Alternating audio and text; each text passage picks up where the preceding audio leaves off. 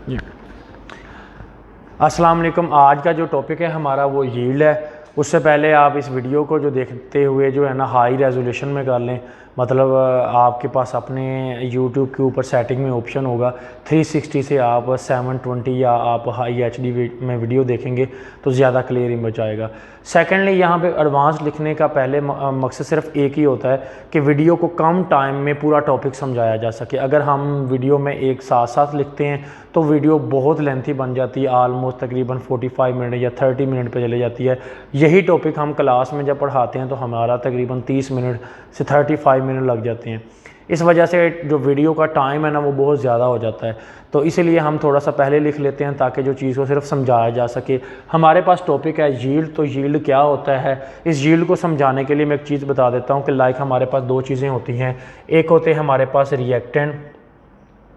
अच्छा, रिएक्टेंट जो होते हैं ना वो कन्वर्ट किस में होते हैं, प्रोडक्ट में। और ये जो हमारे पास प्रोडक्ट होती है ये बेसिकली हमारे पास यील्ड होती है। और यील्ड वैसे निकलती कब है, जब हमारे पास मैक्सिमम अमाउंट में आती है या लेस अमाउंट में। प्रोडक्ट को मोस्टली हम यील्ड की फॉर्म में ले सकते हैं। देखें जैसे कि एग्जांपल के तौर पे हमारे पास ज़मीन है जिसके अंदर हम अपनी गंदम को काश करते हैं। और गंदम आज से अगर 10-15 साल पहले चले जाएं तो वही एक ज़मीन का टुकड़ा जहां से हमारे पास तकरीबन कह सकते हैं 800 या 900 किलो जो है हमारे पास गंदम की पैदावार हो रही थी, आज के दौर में वहीं पे जो है हमारे पास 3000 किलो के करीब जो है ना वहाँ से पैदावार लोग हासिल कर रहे हैं बाय डिफरेंट जो है टेक्नोलॉजी के ज़रिए, बीज के अंदर डिफरेंट चेंजिंग के ज़रिए। तो प्रोडक्ट को हमेशा हम बढ़ा सकते हैं। लाइक हम उस वहाँ से जो चावल की काश्त कर रहे हैं उसकी प्रोडक्ट को भी इंक्रीज़ कर सकते हैं। हम अगर चॉकलेट की फैक्ट्री लगाई हुई है तो चॉकलेट की फैक्ट्री को लगाई तो हमने चॉकलेट की फैक्ट्री है और हमारी प्रोडक्ट चॉकलेट है, तो हम चाह रहे हैं कि हमारी चॉकलेट ज़्यादा से ज़्यादा बने और मार्केट में सेल हो और हमें ज़्यादा से ज़्यादा मुनाफा है। तो हमारे पास यील्ड सेम ऐसे as it is as related है। मैं यील्ड आपको बताने से पहले इसकी दो टाइप्स बताऊंगा, फिर आपको यील्ड का बहुत अच्छे से समझ आ जाएगा। हमारे पास यील्ड की दो टाइप होती हैं, एक होती है एक्चुअल यील्ड, दूसरा होता है थ्योरेटिकल यील्ड। एक्चुअल यील्ड के बारे में अगर मैं बात करूं तो वो ये होता है द अमाउंट ऑफ प्रोडक्ट की वो मिकदार which calculated by experimentally in chemical reaction is called actual yield. आप खुद अपने हाथों से एक्सपेरिमेंट करते हैं और उस दौरान जो आप यील्ड या प्रोडक्ट कैलकुलेट करते हैं उसको आप कहते हैं actual yield. And the theoretical yield क्या होता है, amount of product which calculated in a balance chemical equation. ये वर्ड रिएक्शन नहीं है, इक्वेशन है। In balance chemical equation is called theoretical yield. अगर हम इस थ्योरेटिकल यील्ड में देखें, क्योंकि हमारे पास यहाँ पे जो इक्वेशन होती है, लाइक मैं यहाँ पे कहता हूँ H2 प्लस जो है हमारे पास O2 और यहाँ पे हम इसको वाटर कर देते हैं और यहाँ पे हम इस इक्वेशन को बैलेंस करते हैं। हाइड्रोजन के 2 हैं, यहाँ पे भी हाइड्रोजन के 2 हैं, लेकिन ऑक्सीजन के 2 यहाँ पे 1 है, बैलेंस कर देते हैं। यहाँ पे 2 लगा के और यहाँ पे 2 हाइड्रोजन के 4। अब ये इक्वेशन बैलेंस है। तो ऐसे इक्वेशन हमारे पास अगर बैलेंस हो तो लाइक हमारे पास थ्योरेटिकल यील्ड है। और अगर हमारे पास लाइक अगर हम एक्सपेरिमेंट में कर रहे हैं तो उसे हम एक्चुअल यील्ड कहते हैं। तो एक्चुअल यील्ड और थ्योरेटिकल यील्ड में हमने क्या डिफरेंस देखा कि अगर अमाउंट ऑफ प्रोडक्ट कैलकुलेट की जाए एक्सपेरिमेंटली तौर पे केमिकल रिएक्शन में तो उसे एक्चुअल यील्ड कहते हैं। और अगर अमाउंट ऑफ प्रोडक्ट कैलकुलेट की जाए बाय कहाँ पे, बैलेंस केमिकल इक्वेशन में, उसे क्या कहते हैं, थ्योरेटिकल यील्ड। अच्छा, अब इसी में आ जाए यील्ड क्या होता है। Amount of product which calculate by balance chemical equation, एक हिस्सा, या produce as a result of chemical reaction is called yield. मतलब एक्चुअल यील्ड, थ्योरेटिकल यील्ड, ये दोनों टाइप हैं यील्ड की।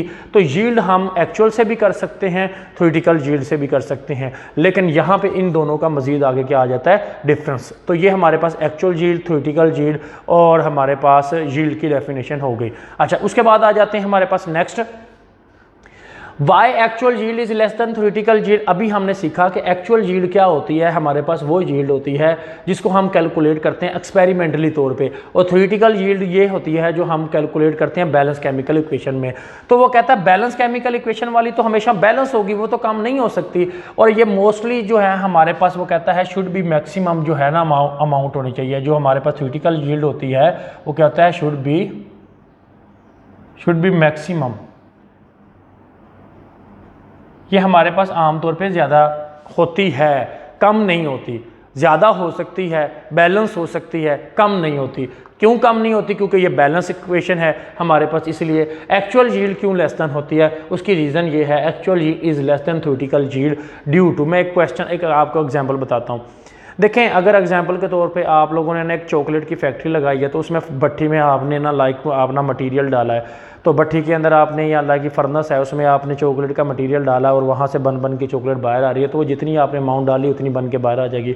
आप खुद करेंगे तो अपने हाथों से करेंगे, हाथों के साथ आपकी चॉकलेट या मटेरियल लग सकता है, आपसे मटेरियल मिक्स करते हुए गिर सकता है, और जिस बर्तन में आप कर रहे हैं उस बर्तन में आपका जो मटेरियल है वो ख़राब हो सकता है या वहाँ पे कंज्यूम हो सकता है। इस वजह से तो हमारे पास एक हमने खुद करना होता है, एक हम एक ऐसी चीज़ से करते हैं जहाँ पे मुकम्मल तौर पे बैलेंस रहता है, तो ये डिफरेंस है। और नंबर 1 हम बात करते हैं कि हमारे पास है रिवर्सिबल रिएक्शन। देखें, आपके पास जो भी रिएक्टेंट है ना, रिएक्टेंट यहाँ से लेके वो कहाँ पे चला जाता है, प्रोडक्ट में। अगर तो वो रिएक्टेंट और प्रोडक्ट में रिवर्सिबल हो तो प्रोडक्ट तो वापस रिएक्टेंट में आ जाएगी। हमने तो कैलकुलेट प्रोडक्ट करनी होती है जहाँ से यील्ड का पता चलता है। तो अब यील्ड प्रोडक्ट से पता चलती है, रिएक्टेंट से तो नहीं पता चलेगी। जब रिएक्शन ही वापस रिएक्टेंट की तरफ आ गया तो प्रोडक्ट तो कम पड़ गई। तो ये वजह है एक एक्चुअल यील्ड कम होने की। दूसरी वजह, इनकम्प्लीट रिएक्शन। आपका रिएक्शन इनकम्प्लीट नहीं हुआ। आप अगर घर में कस्टर्ड खाते होंगे तो आपको पता होगा उसमें जब पाउडर डालते हैं थोड़ी देर बाद वो हार्ड हो जाता है।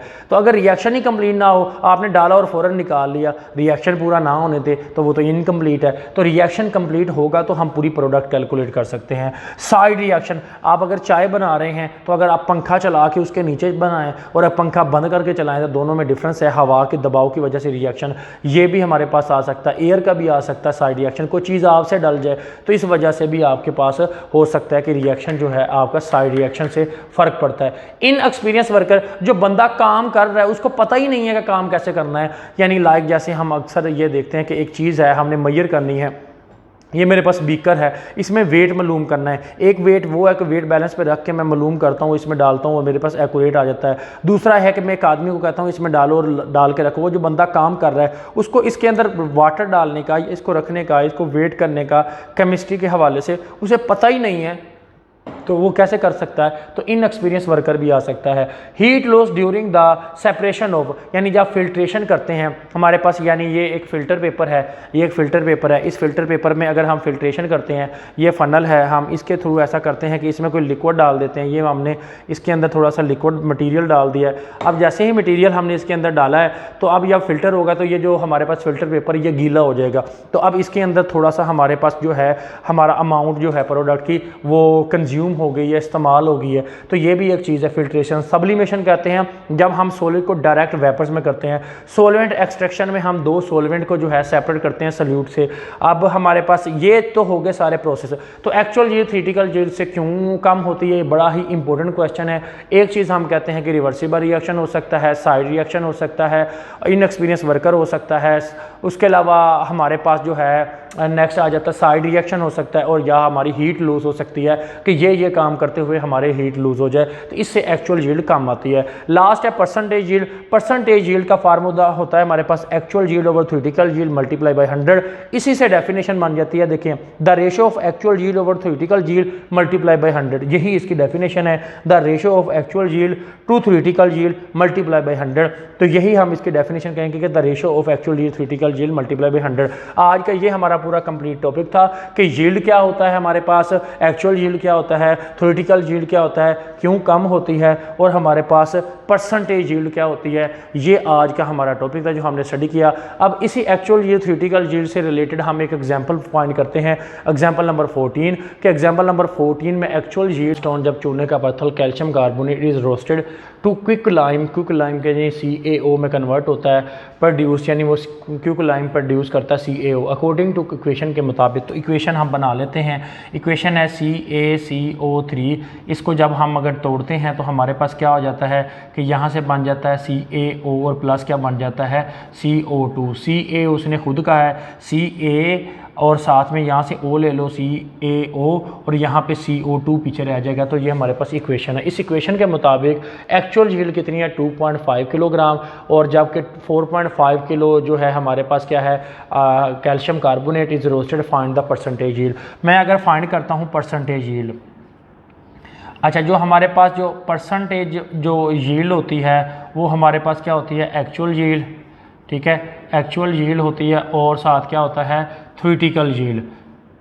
तो इसकी जो हमारे पास थ्योरेटिकल यील्ड और एक्चुअल यील्ड जो है ना, दोनों हमारे पास इसमें शामिल होती हैं परसेंटेज यील्ड फाइंड करने के लिए। तो एक्चुअल यील्ड होगा थ्योरेटिकल यील्ड मल्टीप्लाई बाय 100। अब हमने ये फाइंड करना है। अब एक्चुअल यील्ड हमें दी गई है, वो कितनी है, 2.5 किलोग्राम, हमें ग्राम में लेके आना है। तो सबसे पहले हम ये करते हैं कि जो हमारे पास एक्चुअल यील्ड है, यानी क्या चीज़ है हमारे पास एक्चुअल यील्ड है, हम उसको क्या करते हैं, ग्राम में कन्वर्ट करते हैं। तो 2.5 किलोग्राम जो है, ये किलोग्राम से जब हम ग्राम की तरफ जाएंगे तो हमें इसे 1000 से मल्टीप्लाई करना, और आप कैलकुलेटर पे 2.5 को मल्टीप्लाई 1000 करें तो आपको आ जाएगा, ये हमारे पास 2500 ग्राम आ जाएगा। अब उसके बाद आ जाता है हमारे पास क्विक लाइम, ये वो हमारे पास यहाँ पे इक्वेशन में बनेगा।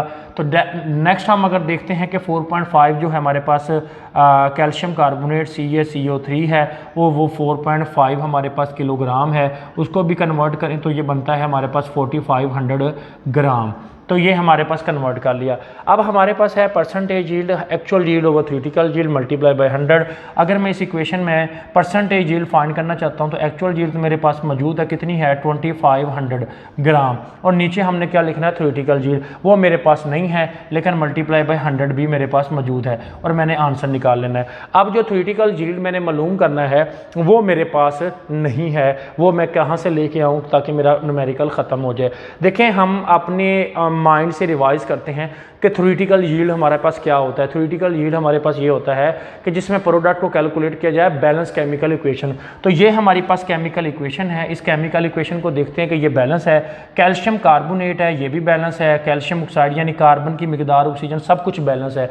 अब इससे हम कैसे कैलकुलेट करते हैं, क्योंकि उसने इक्वेशन में ये कहा है कि चूने का जो पत्थर है, चूने का पत्थर कैल्शियम लाइमस्टोन CaCO3 वो क्या करता है, क्विक लाइम बनाता है। अब चूने का पत्थर हमारे पास ये देखें, कैल्शियम इसका होता है हमारे पास 40, कार्बन 12, ऑक्सीजन 16 मल्टीप्लाई 3, तो ये तकरीबन बन जाता है हमारे पास 100। यानी यहाँ पे हम अगर बात करते हैं कि हमारे पास CaCO जो 3 है वो कितना आ जाता है, 100 आ जाता है। और अगर हम इक्वेशन की दूसरी साइड पे देखते हैं CaO तो ये बन जाता है 56, और अगर हम देखते हैं CO2 तो वो हमें उसने कहा ही नहीं है। तो पता चला कि कैल्शियम कार्बोनेट अगर इसका मोलर मैस निकाला जाए तो वो हमारे पास इसमें से जो कैल्शियम ऑक्साइड देखें ना, ये हमारे पास टोटल है कैल्शियम कार्बोनेट, इसमें से ये बनता है तो कितना बनता है, 56। तो हम कहते हैं CaCO3 जो है वो हमारे पास क्या करता है, प्रोड्यूस करता है, क्या चीज़ करता है, प्रोड्यूस CaO कितनी करता है, 56। अच्छा, अब हमने क्या करना है, एक की बात करते हैं। अगर एक हो हमारे पास कैल्शियम कार्बोनेट तो हम करेंगे कि 56 को डिवाइडेड कर देंगे 100 पे। उसके बाद नेक्स्ट आ जाता है हमारे पास कितना है हमारे पास कैल्शियम कार्बोनेट, वो है 4.5, मतलब उसको हमने वैल्यू लिखी है 4500। तो 4500 के जो है ग्राम जो है अगर कैल्शियम कार्बोनेट हो तो वो प्रोड्यूस करता है हमारे पास 56 को हम डिवाइडेड कर देंगे 100 पे और मल्टीप्लाई कर देंगे हम 4500 पे। अब हमारे पास ये इक्वेशन है, इसके मुताबिक क्या है हमारे पास कैल्शियम कार्बोनेट। अगर इस चीज़ को मैं आपको एग्जांपल समझाना चाहूँ तो लाइक एग्जांपल के तौर पे बनाना की बात कर लेते हैं। केले, आप एक रेडी वाले के पास जाते हैं, उसको कहते हैं जी, वो कहता है आपको कि मेरे पास जो है ना 60 रुपए के 12 केले हैं, तो आपने 3 लेने हैं, तो कैसे लेंगे। बड़ी आसान बात है कि 60 रुपए के 12 केले हैं ना, तो पहले आप 60 को 12 पे तकसीम करेंगे, एक केले की कीमत मालूम करेंगे। जब एक केले की कीमत 5 रुपये आ जाएगी डिवाइड करने से, तो हमारे पास क्या होगा, तो उसको हम मल्टीप्लाई करेंगे 3 से, तो हमारे पास है 15 आ गए। दोबारा सुन लें, 60 रुपये के 12 केले यानी 1 डज़न। अच्छा, अब उसमें से आप एक केले की पहले कीमत मालूम करोगे, तब आपको 3 केलों की मालूम पता चलेगी, क्योंकि आपने उससे 3 केले लेने हैं। तो ये हमारे पास बन गए 15 रुपये। सेम ऐसे ही है केमिकल इक्वेशन में, जो कैल्शियम कार्बोनेट है वो 100 है, वो बनाता है क्योंकि लाइम 56, तो कैल्शियम कार्बोनेट कितना बनाता है, 56। कितना, जब वो 100 होता है, जब कैल्शियम कार्बोनेट 100 हो तो वो 56 बनाता है। अगर एक होगा तो डिवाइड, और अगर 4500 कैल्शियम कार्बोनेट होगा तो क्या करेंगे, मल्टीप्लाई करेंगे। ऐसा ही समझ लें कि यहाँ पे हमारे पास क्या है कि 12 केले हैं और वहाँ से 60 रुपये के एक के लिए हम डिवाइड किया, और 3 के लिए हमने क्या किया, मल्टीप्लाई। तो इससे आंसर हमारे पास आता है 2520। इसको हम क्या करते हैं, यहाँ पे थ्योरेटिकल यील्ड में लिख देते हैं 2520 और ये आंसर आ जाता है 90.92%। तो इस तरीके से हम एक्चुअल यील्ड और थ्योरेटिकल यील्ड को मालूम करते हैं। हमारे पास एक्चुअल यील्ड दी हुई थी, इसे किलोग्राम से ग्राम में किया, हमारे पास मल्टीप्लाई 100 भी है। थ्योरेटिकल यील्ड हमने मालूम की, अभी आपको बताया, उसको रखा और हमने आंसर निकाल लिया। तो ये हमारा पूरा टॉपिक जो है ख़त्म हो गया। दुआओं में याद रखिएगा। अल्लाह हाफिज़।